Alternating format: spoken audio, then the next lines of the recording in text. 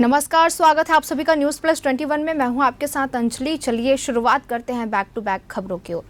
वहीं छत्तीसगढ़ कर्मचारी फेडरेशन के प्रतिनिधि मंडल ने देर रात दुर्ग सांसद विजय बघेल नेतृत्व में सीएम विष्णुदेव साय से मुख्यमंत्री निवास से मुलाकात कर 4% डीए भुगतान आदेश जल्द जारी करने की चर्चा की है। छत्तीसगढ़ कर्मचारी अधिकारी फेडरेशन के प्रतिनिधि मंडल के साथ देय तिथि से महंगाई भत्ता एवं अन्य मांगों के संबंध में मुख्यमंत्री से विस्तार से चर्चा की। चर्चा के दौरान विधायक धर्मलाल कौशिक ने फेडरेशन की मांगों का समर्थन किया। बता दें कि इस किस्त के जारी होने पर राज्य के 5 लाख अधिकारी कर्मचारियों को कुल 46% डीए मिलेगा, लेकिन अभी भी यह केंद्र से 4% कम ही रहेगा। जनवरी 24 में घोषित डीए लंबित रहेगा।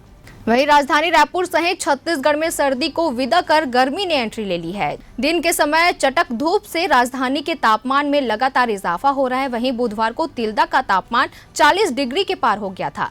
चिलचिलाती धूप से बचने के लिए लोग छाता, स्कार्फ, गमछा आदि लेकर घरों से निकल रहे हैं। हालांकि अगले 3 दिन बाद आने वाले पश्चिमी विक्षोभ के प्रभाव से राहत मिलने के आसार जताए जा रहे हैं। बता दें कि पिछली रात राजधानी रायपुर का न्यूनतम तापमान 23.8 डिग्री सेल्सियस था, जो सामान्य से 3 डिग्री ज्यादा है। वहीं देश के सबसे पुराने कारोबारी घरानों में से टाटा ग्रुप ने तमिलनाडु में सरकार के साथ एक बड़ी डील की है। इसके तहत ग्रुप की ऑटोमोबाइल दिग्गज कंपनी टाटा मोटर्स राज्य में अपनी पहली व्हीकल मैन्युफैक्चरिंग फैक्ट्री स्थापित करेगी।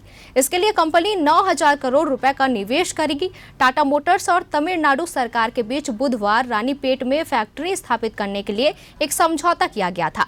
टाटा मोटर्स की ओर से सीएफओ पीबी बालाजी और सीईओ वी विष्णु ने इस संबंध में मुख्यमंत्री एमके स्टालिन की मौजूदगी में दस्तावेजों का आदान प्रदान किया। इस मौके पर उद्योग मंत्री टीआरबी राजा मौजूद रहे। टाटा से करार के बाद मुख्यमंत्री ने कहा कि राज्य ने भारत के बेजोड़ ऑटोमोबाइल केंद्र के रूप में अपनी स्थिति और भी ज्यादा मजबूत कर ली है। वहीं भोजपुरी सिनेमा के स्टार एक्टर पवन सिंह फिर से सुर्खियों में हैं। बीते दिनों जब भारतीय जनता पार्टी ने पहली कैंडिडेट लिस्ट जारी की थी, तो पश्चिम बंगाल की आसनसोल सीट से पवन सिंह को उम्मीदवार बनाया गया था, लेकिन उन्होंने इसके तुरंत बाद चुनाव लड़ने से इनकार कर दिया था। अब उन्होंने यू टर्न मारते हुए कंफर्म कर दिया है कि वो चुनाव लड़ने जा रहे हैं। सोशल मीडिया के जरिए उन्होंने इसका ऐलान किया है। पवन सिंह भोजपुरी सिनेमा के सबसे अमीर अभिनेताओं में शुमार हैं और उनकी नेटवर्थ करोड़ों में है। फिल्म इंडस्ट्री से राजनीतिक सफर शुरू करने जा रहे पवन सिंह को अगर बीजेपी फिर आसनसोल से टिकट देती है, तो उनकी सीधी टक्कर अभिनेता और सांसद शत्रुघ्न सिन्हा से होगी। बता दें कि सिन्हा आसनसोल सीट से टीएमसी के सांसद हैं। हालांकि अभी बीजेपी ने पवन के टिकट पर निर्णय नहीं लिया है। वहीं तारक मेहता का उल्टा चश्मा फेम मुनमुन दत्ता और राज अनंतकट की सगाई की चर्चा ने सोशल मीडिया पर कोहराम मचा दिया है। हर ओर इसी खबर ने जोर पकड़ ली है कि दोनों ने सगाई कर ली है। मुनमुन और राज की गुपचुप सगाई की चर्चा हर किसी को हैरान कर रही है, लेकिन अब मुनमुन ने इस खबर पर चुप्पी तोड़ी है। एक्ट्रेस ने इसे सिरे से खारिज करते हुए फेक न्यूज बताया है। मुनमुन ने एक इंटरव्यू में बताया है कि इस खबर में कोई सच्चाई नहीं है। एक्ट्रेस ने गुस्सा जताते हुए कहा कि वो इस पर किसी तरह से बात नहीं करना चाहती और न ही अटेंशन देना चाहती है। मुनमुन ने कहा कि ये बहुत ही ज्यादा घटिया है। इस खबर में 1% की भी सच्चाई नहीं है। मैं अपनी एनर्जी इस बेकार फेक खबर पर वेस्ट नहीं करना चाहती हूँ। वहीं पिछले कुछ घंटों से सोशल मीडिया और न्यूज में सीएए की काफी चर्चा हो रही है। सीएए यानी संशोधित नागरिकता कानून को भारत सरकार ने लागू कर दिया है। अब इसके लिए भारत सरकार के गृह मंत्रालय ने 12 मार्च को एक ऑनलाइन वेब पोर्टल लॉन्च किया है, जिसके जरिए ऐसे लोग सीएए कानून के जरिए भारत की नागरिकता पाने के लिए ऑनलाइन आवेदन कर सकते हैं। इस वेब पोर्टल के साथ सरकार ने इसके लिए एक ऐप भी बनाया है, जिसका नाम सीएए 2019 है।